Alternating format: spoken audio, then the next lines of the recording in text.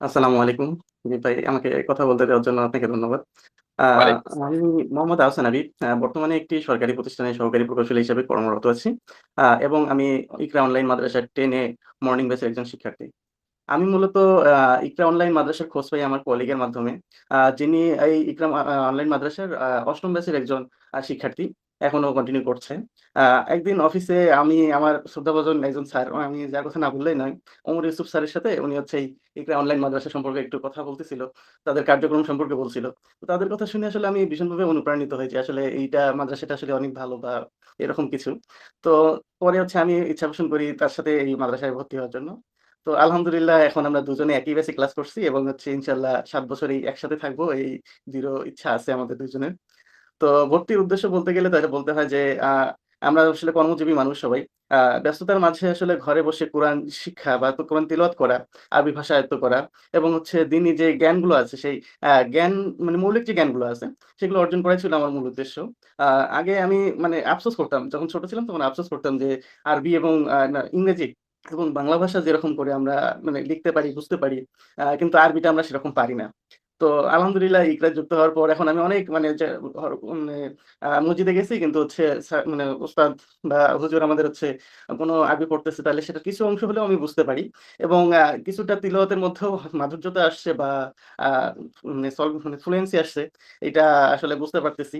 আ তো আমি যা বলতে পারি যে আমার প্রত্যাশা যা ছিল তার থেকে আমি অনেক কিছু বেশি শিখতে পারতেছি। তো শিক্ষা কার্যক্রমে আমাদের উস্তাদ আসলে একজন অমায়িক মানুষ, অত্যন্ত ধৈর্যশীল এবং হচ্ছে আন্তরিক।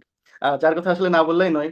উনি আমাদের বারবার মানে সুযোগ দেন যে কোনো একটা পড়া যদি আমরা না পারি বা ব্যস্ততার কারণে হয়তোবা পড়তে পারতেছি না বা দিতে পারতেছি না, উনি আমাকে বারবার সুযোগ দিচ্ছেন। বারবার ওইটা পড়ার জন্য। আবার যেকোনো জায়গায় যদি ভুল হয় বা ওইটা বারবার ধরিয়ে দিয়ে আবার ঠিক কিভাবে করতে হয় সেটাও দেখাই দিছেন। তো এজন্য আমি খুবই কৃতজ্ঞ তার উপর। তারপর হচ্ছে ইগরার সাপোর্ট যে টিমটা ছিল, সেটাও অনেক তৎপর। আমাদের হচ্ছে একদিন উস্তাদ বিশেষ কারণে আ এই ক্লাসে আসতে পারিনি বা একটু দেরি হচ্ছিল। তো সাথে সাপোর্ট টিম বিকল্প একজনের ব্যবস্থা করে দেন। বিকল্প একজন উস্তাদকে পাঠায় দেন। তাদের আসলে দায়িত্বশীলতা আমার কাছে খুব ভালো লেগেছে। তো আ এত প্রতিষ্ঠানের মধ্যে আসলে ইকরাকে কেন বেছে নিয়েছিলাম? আ বেছে নেওয়ার মূল কারণ হচ্ছে ইকরার যা দেখছিলাম যে পড়ানোর পদ্ধতি যেটা আছে সেটা খুবই গোছানো।